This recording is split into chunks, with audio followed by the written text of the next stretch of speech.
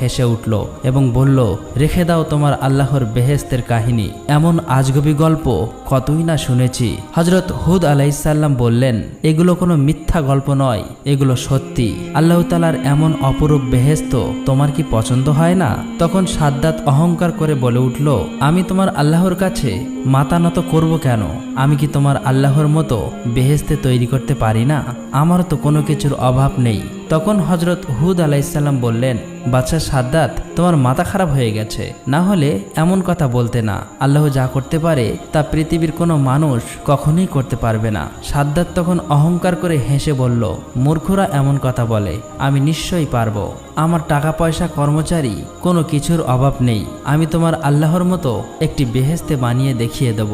সাদ্দাতের কথা শুনে হযরত হুদ আলাইহিসসালাম প্রচণ্ড রেগে গিয়ে বলল, মূর্খ বাদশা, এত বড় স্পর্ধা তোমার, এত অহংকার কিছুতেই আল্লাহ তাআলা সহ্য করবে না। বাদশা তখন প্রচণ্ড রেগে গিয়ে হযরত হুদ আলাইহিসসালামকে সেখান থেকে তাড়িয়ে দিলেন। কিছুদিন পর বাদশা সাদ্দাত তার সমস্ত উজির, নাজির, মন্ত্রী এবং কর্মচারীকে ডেকে বললেন, আমি দুনিয়াতে বেহেস্তে তৈরি করার সংকল্প করেছি, সুতরাং তোমরা উপযুক্ত জায়গা সন্ধান করো। হুকুম মাত্রই সারা দেশ সৈন্যবাহিনী জায়গার অনুসন্ধান করতে লাগলো। অনেক অনুসন্ধান করার পর একটি জায়গা সবার পছন্দ হলো। এই খবর জানানোর জন্য তারা সবাই তাড়াতাড়ি রাজ দরবারে আসলো। সাদ্দাতের প্রধান উপদেষ্টা তাকে বলল, হুজুর, বেহেশত বানানোর জন্য সবচেয়ে সুন্দর এবং উপযুক্ত স্থান পেয়েছি। বাদশা সাদ্দাত বলল, কোন স্থান?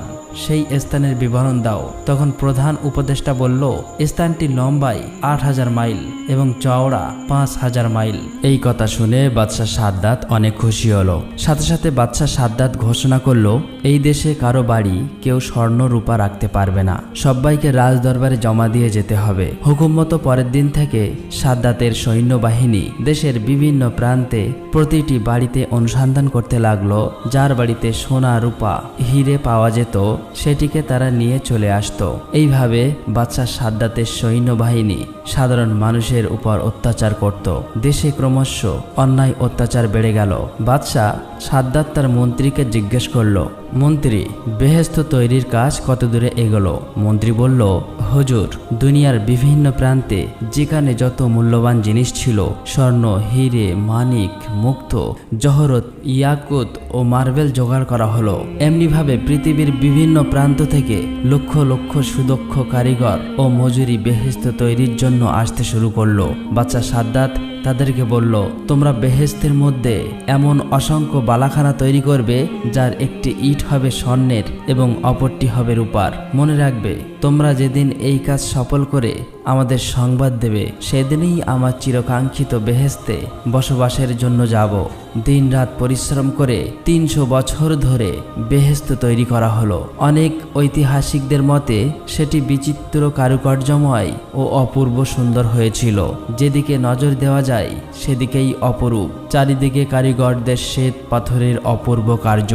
রংমহলের চারিধারে হাজার হাজার ঝাড়ু লণ্ঠন ঝুলছে, কিন্তু আলোর দরকার হয় না। অন্ধকার রাতে সেই ঘরগুলো চাঁদের আলোর মতো স্নিগ্ধ উজ্জ্বল। মণিমুক্ত খচিত ঘরের মেঝে সজ্জিত রয়েছে। মেঝের উপরে রয়েছে নানান রকমের সুন্দর সুন্দর ফুলদানি। ঘরের চারিদিক থেকে আতর, গোলাপ, মেশকি, আম্বারের খুশবু ছুটছে। মহলের চারিপাশে বাগান, ওই বাগানে রয়েছে সোনা রূপার গাছ, তার পাতা ও ফল নানা রকমের কারুকার্যময় পাথর দিয়ে তৈরি। ভ্রমর ও মৌমাছিগুলো এমন সুন্দরভাবে নির্মিত যে দেখলে মনে হবে তারা সত্যি সত্যি ফুলের উপর বসে মধুপান করছে। সেসব ফুল থেকেও খুশবু বার হচ্ছে, আর ওইসব গাছের নিচ দিয়ে কুলকুল শব্দে বয়ে চলেছে গোলাপ পানির নহর। তার পানি এত স্বচ্ছ যে মনে হচ্ছে যেন মুক্তার ধারা বয়ে চলেছে। ধারে ধারে হিরে মণি মুক্তার ঘাট। এখানে তৈরি শত শত সুন্দরী রমণী আছে। তারপরে আনন্দের জন্য নাচঘর। সেখানে সারা পৃথিবী থেকে বেচে বেচে সুন্দরী রমণীদের আনা হলো। আনন্দের জন্য কচি কচি ফুটফুটে সুন্দর কিশোরীদের রাখা হলো। সোনা রূপার তৈরির সমস্ত ঘরের আসবাবপত্র তৈরি করা হলো। সর্বশেষে বহু পরিশ্রমের ফলে বেহেশত নির্মাণের কাজ সম্পূর্ণ হলো। অবশেষে বাদশা বাদশার মন্ত্রী একদিন বাদশার কাছে গিয়ে বলল, হুজুর, বেহেশত নির্মাণের কাজ শেষ হয়েছে। বাদশাহ সাদ্দাত খুব আনন্দের সাথে বলল, বেহেশতে কেমন নির্মাণ হলো? মন্ত্রী বলল, হুজুর, যেদিকে চোখ যায় চোখ জুড়িয়ে যাবে। পৃথিবীর এমন কোনো জিনিস নাই যে সেখানে আমরা তৈরি করিনি। বলুন, আপনি কবে সেখানে প্রবেশ করবেন? বাদশাহ সাদ্দাত বলল, ঠিক আছে, কিছুদিন পরেই আমি সেখানে প্রবেশ করব।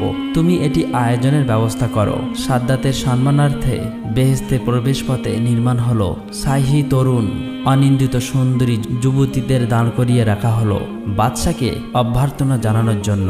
মোট কথা, বাদশার আনন্দ আরাম আয়েশের জন্য যত কিছুর প্রয়োজন সবই তারা করল। বেহেশতে প্রবেশের নির্ধারিত সময় উপস্থিত, সকল প্রকার প্রস্তুতি সম্পূর্ণ। বাদশা শাহী পোশাকে সজ্জিত হয়ে তার মন্ত্রী, উজির, নাজির, কর্মচারী সমস্ত লোকজনকে নিয়ে বেহেশতে প্রবেশের জন্য এগিয়ে চলল। কিছু দূর যাবার পর দূর থেকে নজর পড়ল বেহেশতের একটা অংশ এত চমকপ্রদ যে চোখ ঝলসে যেতে লাগলো। আনন্দে সাদ্দাতের মুখ থেকে কথা বের হলো না। মনে মনে বলল, এই তো আমার বেহেশত, ওখানে আমি খোদা হয়ে বসবো। এমনিভাবেই তারা প্রায় বেহেশতের কাছে এসে পড়ল। বাদশা সাদ্দাত যখন বেহেশতের দরজার কাছে এসে পড়ল, ঠিক এমন সময় আল্লাহ রাব্বুল আলামিন হযরত আজরাইল ফেরেশতাকে ডেকে বলল, হে আজরাইল, যাও, বাদশা সাদ্দাতের এখনই জান কবজ করে নিয়ে আসো। দুনিয়ার বুকে বেহেশত বানানোর আশা আকাঙ্ক্ষা তার চিরতরে মিটিয়ে দাও। আল্লাহ রাব্বুল আলামিনের হুকুম পাওয়া মাত্রই হযরত আজরাইল ফেরেশতা সাদ্দাতের সেই বানানো বেহেশতের দরজায় একটি সুন্দর যুবক সেজে দাঁড়িয়ে রইল। তার সুন্দর চেহারা দেখে খুশি হয়ে বাদশা সাদ্দাত তাকে জিজ্ঞেস করল, তুমি কি বেহেশতের দারোয়ান? যুবক উত্তরে বলল, আমি মালাকুল মউত আজরাইল ফেরেশতা। সাদ্দাত একটু হতভম্ব হয়ে গেল। সে বলল, তার মানে? আমি কিছুই বুঝতে পারছি না। আমি আজরাইল ফেরেশতা, তোমার জান কবজ করার জন্য আল্লাহ তাআলা আমাকে পাঠিয়েছে। সাদ্দাত ক্রোধে উদ্দাম হয়ে উঠল, চিৎকার করে বলল, সাবধান, আমার সঙ্গে তামাশা। কারো অপেক্ষা না করেই সে নিজেই তার সঙ্গে মোকাবেলা করার জন্য প্রস্তুত হলো। কিন্তু কি আশ্চর্য, সে ওখানেই পাথরের মতো থমকেই রইল। ভয়ে তার সারা শরীর দিয়ে ঝরঝর করে ঘাম বের হতে লাগলো। চিৎকার করে বলল, সৈন্যগণ, শত্রুকে মোকাবেলা করো। তখন আজরাইল ফেরেশতা অট্টহাসি হেসে বলল, কোথায় তোমার সেই বিশাল সৈন্য সামন্ত? কোথায় তোমার সেই বিশাল ক্ষমতা? সাদ্দাত ভালো করে লক্ষ্য করে দেখল তার সৈন্য সামন্ত, উজির, নাজির, মন্ত্রী, কর্মচারী যে যেখানেই ছিল সবাই একেবারে নিশ্চিহ্ন হয়ে গেছে। সাদ্দাত এবারে ঠকঠক করে কাঁপতে লাগলো। তারপর নত হয়ে ভীত কণ্ঠে বলল, সত্যি কি তুমি আজরাইল? হযরত আজরাইল ফেরেশতা বলল, হ্যাঁ, সত্যিই আমি আজরাইল, কিন্তু দেরি করার আমার আর সময় নেই। আল্লাহর হুকুম পালন করতেই হবে। এখনই তোমার জান কবজ করে নেব। সে শিশুর মতো অসহায়ভাবে হাউ হাউ করে কেঁদে উঠল। মিনতি করে হাত জোড় করে পায়ে ধরে বলে উঠল, সামান্য সময় দাও হে আজরাইল। অনেক সাধ করে বহু বছর ধরে আমি বেহেশত তৈরি করেছি, একটু সামান্য দেখার সুযোগ দাও। তীব্র গর্জন করে হযরত আজরাইল ফেরেশতা বলল, খবরদার, এক পাও এগিয়ে আসবে না। সাদ্দাত হাউমাউ করতে শুরু করে দিল। সেই অবস্থাতেই হযরত আজরাইল ফেরেশতা তার জান কবজ করে চলে গেল। তারপর হঠাৎ একটা ভয়ঙ্কর এবং ভীষণ আওয়াজে সাদ্দাতের তৈরি সেই স্বাদের বেহেশত একেবারে মাটির সঙ্গে মিশে গেল। পৃথিবীর জমিনে তার আর কোনো চিহ্ন রইল না। পৃথিবীর জমিনে অহংকারের ফল কিরূপ হয় সেটা শুধু রয়ে গেল মানুষের মনে।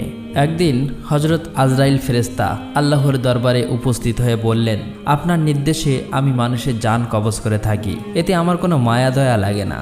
তবে দুটি মানুষের জান কবজ করার সময় আমার একটু মায়া হয়েছিল। তার মধ্যে একজন হলো ওই মহিলা যে বিশাল সমুদ্রের মাঝে জাহাজ ডুবে যাওয়ার পর আপন শিশুকে নিয়ে একটি কাঠের উপর ভাসছিল, আর তখনই আপনি তার জান কবজ করার জন্য নির্দেশ দিয়েছিলেন। আমার তখন বাচ্চাটির জন্য বড়ই মায়া হয়েছিল যে এই শিশুটির অবস্থা এখন কি হবে, কে তাকে দুধ খাওয়াবে, দেখাশোনা করে বড় করে তুলবে। আর একজন হলো এই বাদশা যে কয়েকশো বছর ধরে সাধনা করে একটি মনোরম বেহেশত বানিয়েছিল। অতঃপর সে যখনই ওই বেহেশতে প্রবেশ করতে গেল, ঠিক তখনই আমাকে আপনি জান কবজ করার আদেশ দিলেন। আমার তখন বড়ই খারাপ লাগছিল, এই জন্য যে সে তার নির্মিত বেহেশতকে এক পলকের জন্য দেখে যেতে পারল না। হযরত আজরাইল ফেরেশতার এমন কথা শুনে আল্লাহ রাব্বুল আলামিন বললেন, হে আজরাইল, যে বাদশার জন্য তোমার মায়া দয়া হলো, যার জন্য তুমি আফসোস করছো, সে তো ওই শিশুটি ওই বিশাল সমুদ্রের মাঝে জাহাজ ডুবে যাবার পর যার মায়ের জান কবজ করতে তোমার মায়া হয়েছিল।